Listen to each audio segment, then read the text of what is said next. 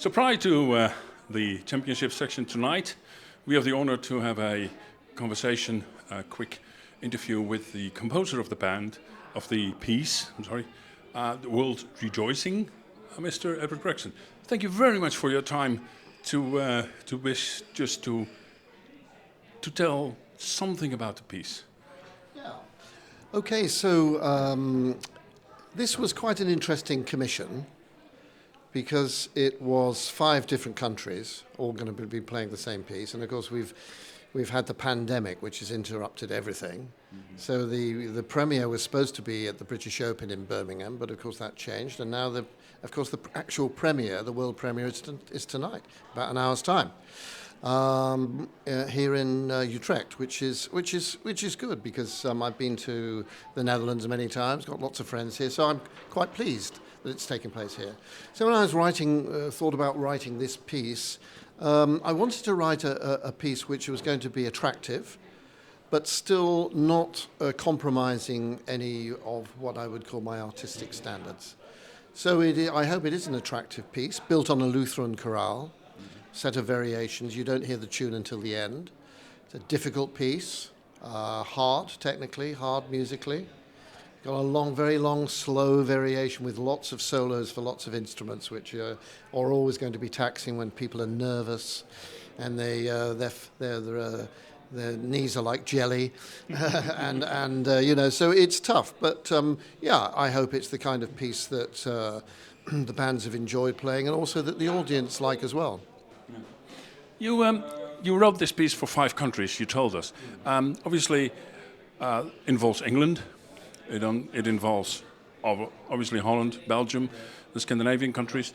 Did you specifically had the idea of taking up the quality, the level of the piece compared for the English bands or overall? Well, that's a very good question. And I think to be honest, these days, if you look at the 5 countries concerned, the standard of the top-level bands, of the championship section or the elite section, whatever they're called, is really very high. So I doubt whether there are going to be any embarrassingly bad performances, to be honest. I mean, I think most of the bands will cope with the technical aspects reasonably well.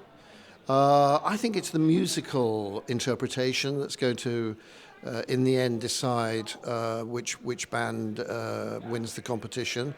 But no, I didn't set the piece to the lowest common denominator, if I can put it that way. I rather sort of took up the challenge, if I was talking about the UK bands, of a piece for Black Dyke or Corey or Grimethorpe. What kind of piece would they play and play well, but also be a challenge? So I guess that's my answer to that question. Yeah. I can understand that it's quite a difficult question, of course. Initially, I read in some reviews which people already put on the internet about the piece. Yeah. They said that it has some, in building up the piece, it has some similarities with variations on Laudato Dominum, which you wrote for your brother, Bram Gregson, which I think was, at that time, bandmaster of London Citadel Band. Yes, it was. Yeah. Exactly. In actual fact, I once did a rehearsal with him, with London. Oh, really? So he was quite harsh to the band, but he was fair. Good musician. Good musician. In that retrospect, I know you written this piece to remember your brother. It's in memory of my brother. In memory of your brother. Yeah.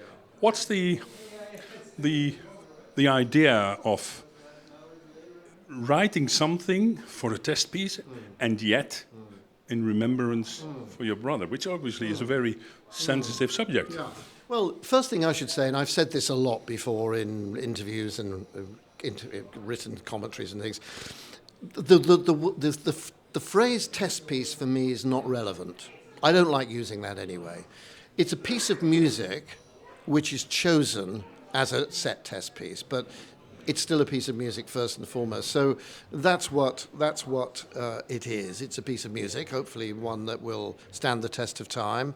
But to get back to your initial question, yeah, it does have similarities with variations on Laudate Dominum in that you don't hear the chorale until the end.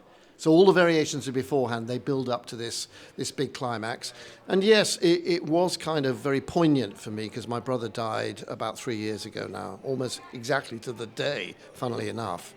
And so for me, the fact that I wrote Laudate Dominum for him and his band when they went to England on their British tour, and the fact that this piece has similarities seemed obvious to me that this piece had to be dedicated to his memory, which it is. Well, I think it's obviously a very honourable gesture from you towards your brother, who is in heaven. Yes.